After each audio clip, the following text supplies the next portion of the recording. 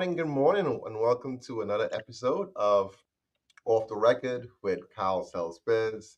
And I'm excited to have a special guest with us today, Robyn Bowles, and she's going to be talking about cost optimization for M&A success and uncovering hidden profits before a deal. If it's the first time you're joining us, welcome. We talk about all topics related to mergers and acquisitions, how to scale your business, how to get ready for an exit, how to get ready for acquisition.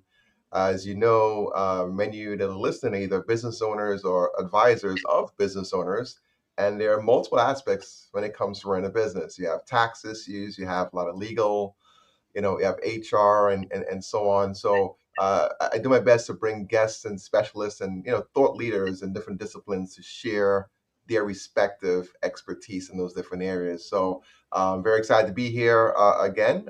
So I'm Kyle Griffith with the NYBB Group and M&A Network, and I have with me Robyn Bowles. So I want to hear a little bit more about Robyn's story. She's going to share a little bit about her background and talk about the company that she represents, Schooley Mitchell, and how they help companies optimize their cost.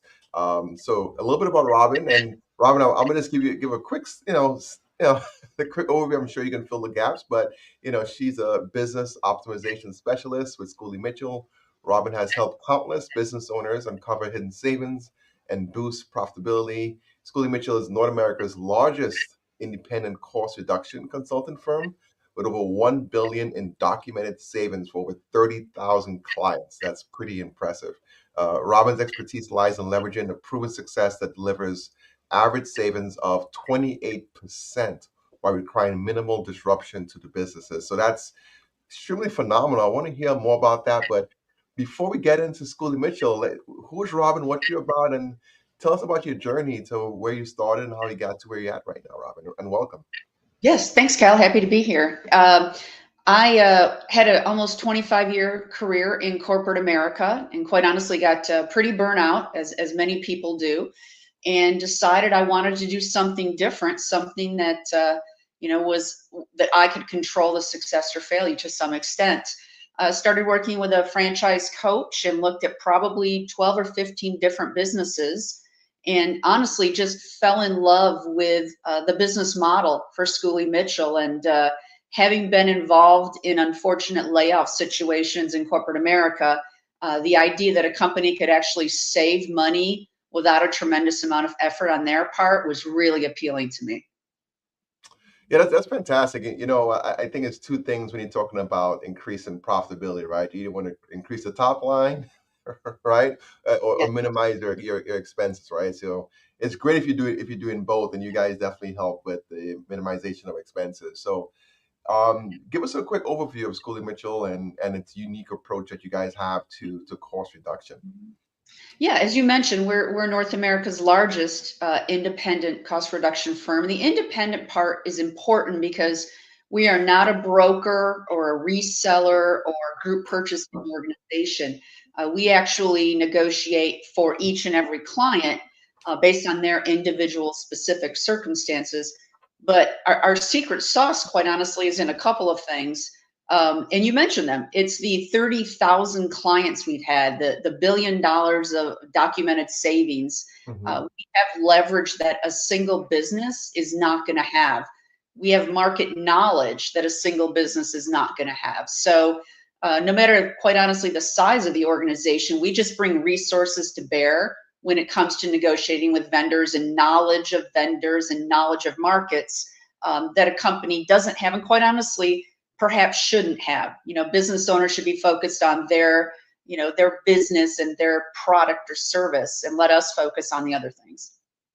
I love that. And having data is important, right? And you could actually benchmark and cross check. So if your labor cost is 10 times more than your competitors in the industry, then what's going on? Why are you paying more for your staff and your people compared to others in the industry? So having access to all the data that you have definitely helps. So that's pretty impressive.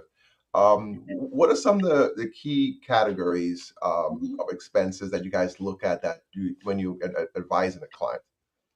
Some of our big hitters continue to be telecom, and a lot is changing in telecom with video integration and system Hmm. integration, credit card processing, waste, which for us is anything you pay to get rid of, everything from I might have composting and recycling to I might have medical sharps as waste.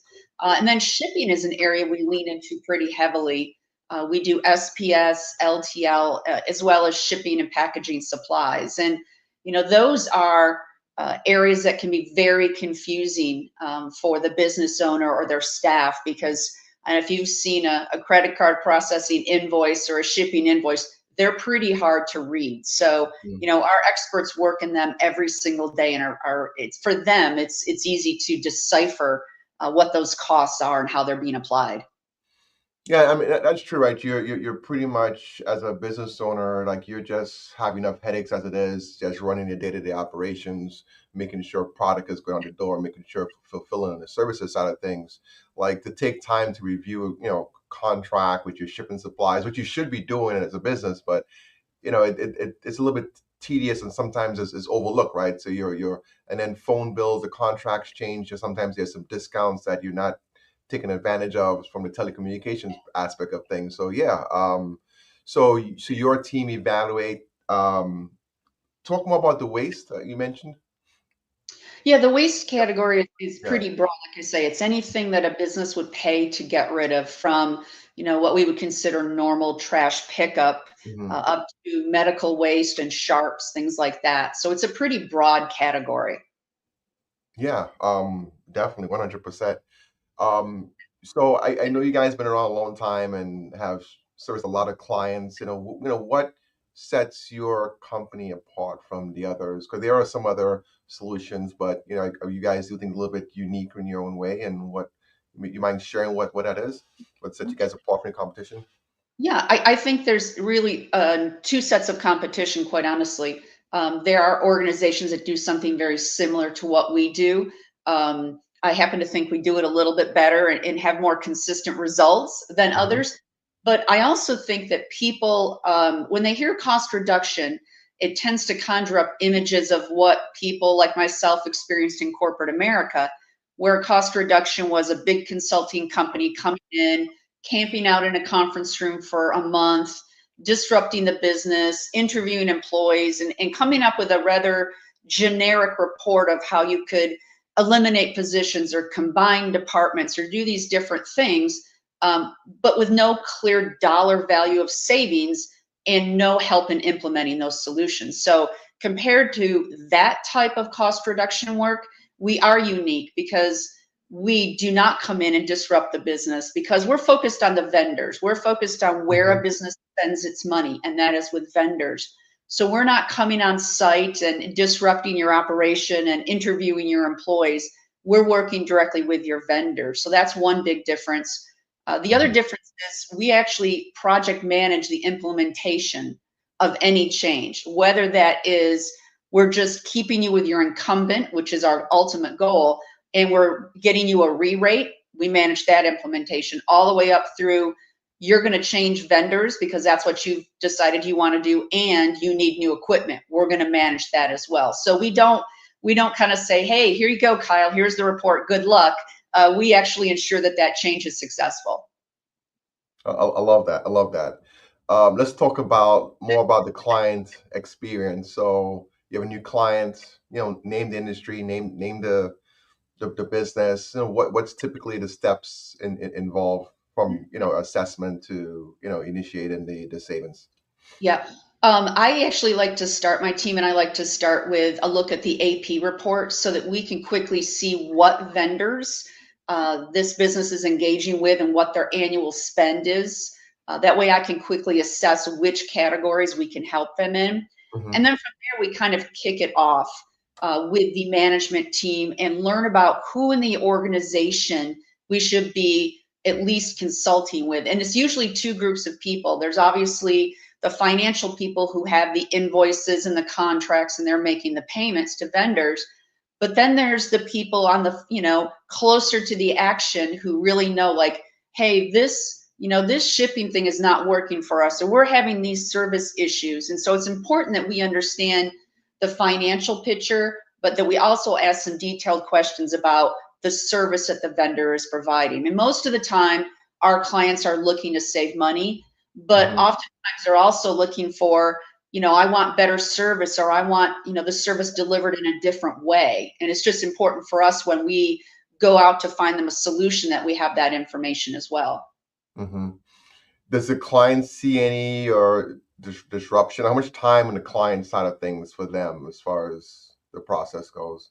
That's interesting too, because again, based on the two groups. So, the business owner or CFO or CEO that's signing our service agreement, Hmm. their involvement is probably 2 hours or less in total, start to finish.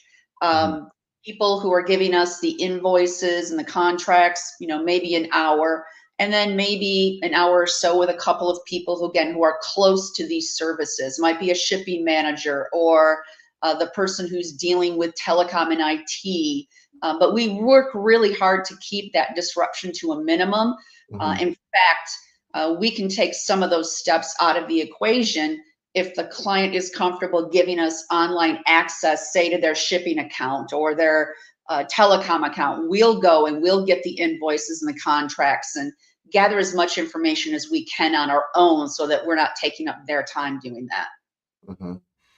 It'd be interesting to know how your negotiation process is, right? When you have a vendor on the phone, right? Is there any secret sauce to that as far as how you manage those conversations with a vendor and then implementing them into the business?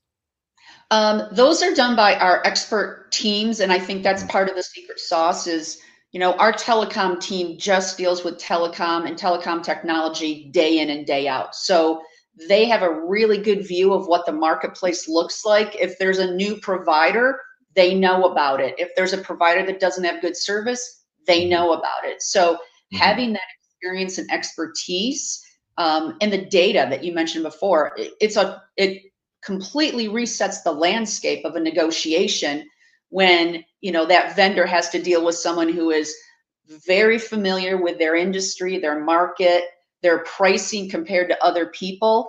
And I mentioned earlier, our desire to keep companies with their incumbent vendor, because we all know that changing vendors can be an extreme process.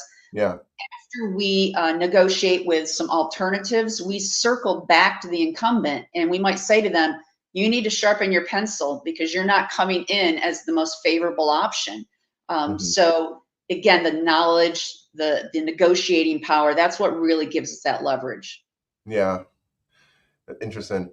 Tell me, so when it comes to engaging with your services, with your company, at what like when if a company has X number of expenses, at what point does it make sense for them to contact a specialist like yourself for help them reduce their costs? Like what size companies or what Mhm. the expense lines, or what number it makes sense for Right. them to contact you? Right. Yeah. I think, different Schooley Mitchell franchisees may have different spaces, I guess, and sizes that they're comfortable with. For me, I like to see an organization uh, have at least a couple of million, 2 to 3 million in annual recurring revenue. But having said that, sometimes organizations, even less than $1 million, can have a specific expense that really is weighing them down. And that usually comes in the form of maybe an e-commerce company that's at Mhm. $1 million, but wow, they're paying a lot for credit card processing and shipping. So Mhm. it really can vary by industry. I always tell people if you're thinking of somebody, if you're interested, let's just have a conversation because even if I can't help you through Schooley Mitchell, I can at least give you some tips on things that you could do that are within your own control. Mhm. Yeah, I was thinking more on the expense line, but you actually look at the top line revenues. So you look at companies with 2 to 3 million at a minimum. So you're not It looking can, at the expense lines as much more. Well, we look at the expense lines, but just as a Mhm. kind of first hurdle, Okay. I fortunately, businesses that are smaller than that or they're starting up, sometimes their record keeping is not great. So trying to find, what your invoices were, they might be buying things at, 4 different places. It's hard for us to Mhm. get a comparison or a foundation to work with. Mhm. But so annual recurring revenue is more just I think a starting point of kind of what is the target area? Okay. Makes sense. Makes sense. So let's talk about how what you do connects to businesses and that involve in mergers and acquisitions. So, when I'm taking on a new client that's looking to sell their company, we're going to look and see, okay, how much profit this business is generating. We're going to do some adjustments to the P&L, recast it, see what their EBITDA line is, apply a multiple to that. There's some of the factors involved, obviously, but ideally, we're going to apply a multiple to that EBITDA, and the value of the business is going to be within that particular range of that multiple. Now, from my perspective, every dollar that comes off of that of that P&L increases the value of that business by X amount. So, something like this, as far as helping clients reduce their costs, can be very important, Mhm. especially a company that's looking to improve efficiency of operations and clean up their books, and also having reducing unnecessary costs, extremely important. And as a buyer as well, looking to expand before you start acquiring companies, you want to make sure that your operations is clean as well, and you have good books and records, and have minimal costs, because when you acquire a business, there's some costs related with that acquisition, so you don't want to put garbage on top of garbage, basically, right? Yeah. So as far as Schooley Mitchell goes, help us understand, your connection with the M&A process from your perspective, and what do you guys look at for companies that are considering an acquisition or an exit? Right. Yeah. I think exactly what you said for a business that's looking to exit, we're a pretty easy lift to get some money back into the P&L, to your point, Mhm, that then the multiple can just expand on. So, as part of someone's, say, exit planning process, I think that we should be part, or at least an expense review should be part of that process. mhm, But similarly, on the purchasing side for a buyer, you've just bought a business. You don't really know, the P&L, the books. You don't really know how the operation was run. What were the relationships with the vendors? So again, you've got this brand new company. Maybe you need a quick win, generate some profit. Us coming in and looking at what you've just purchased and seeing if we can find some ways to save money instantly that you can invest in something else in the business, I think is a great way to start off with a new business. And then if it's a merger situation, I also think that we can be pretty important in that, because you're merging together two organizations. They have two sets of vendors. They have two contracts, two different rates, maybe two different technologies. mhm, Who has the expertise to bring those together and say, of both organizations' needs and situations, what is the optimal solution for everyone? And we're able mhm, to bring those two together and say, all right, let's combine the volume of these two entities to find the best solution with the most cost savings for everyone involved. mhm. Yeah, I mean, for me, it's a no-brainer. Definitely makes sense from an M&A perspective. Um, what I can share from my personal experience, most of the clients that come to me, they're just that's mentally checked out. Like, hey, it's like the used car sales syndrome, right? Hey, just sell the car as is. Like, even though like it needs to get detailed, it might need some new tires or new brakes.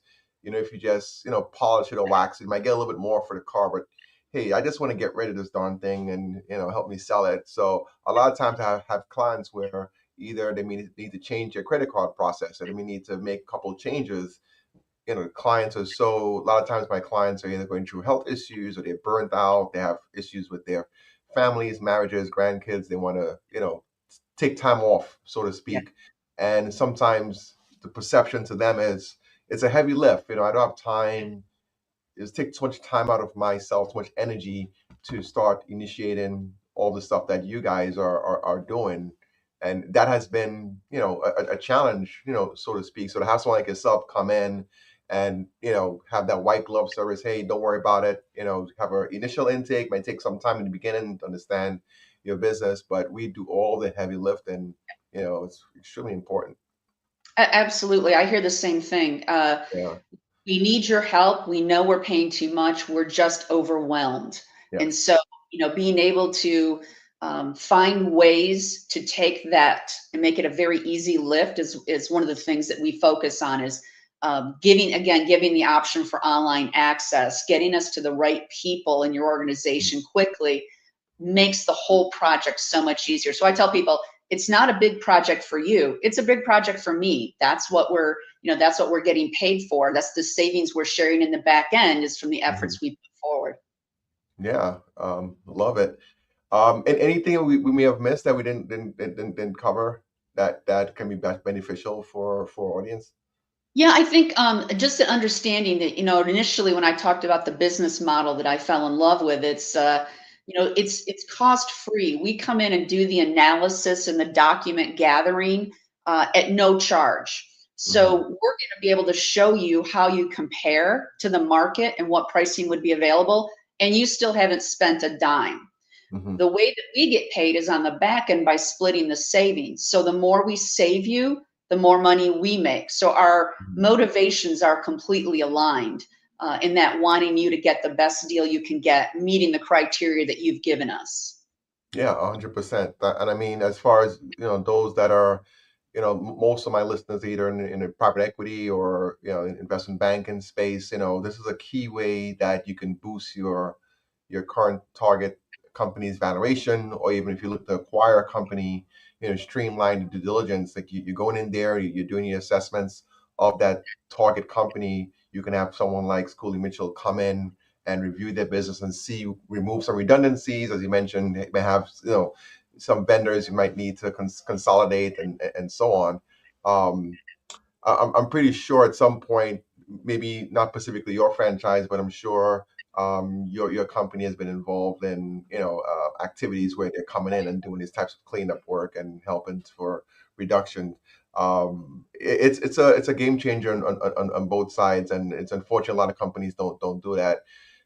Is there a specific industry you've seen that you've seen have typically higher expenses than normal? Like, hey, it's a trucking company or a company that manufactures a certain product. Is there certain industries that you tend to see, a lot more savings can be um, gotten from working with you guys?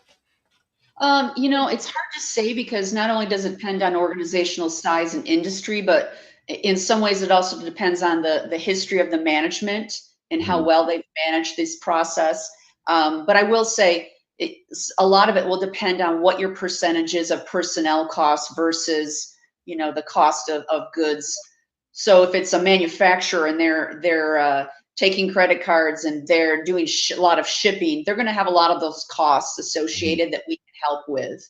But there's honestly, we're so industry agnostic. It's pretty rare to find a business that we can't help in some way. Love it, love it. Well, Robin, it's a pleasure having you here. How do folks get a hold of you if they need to reach you or have any follow-up questions?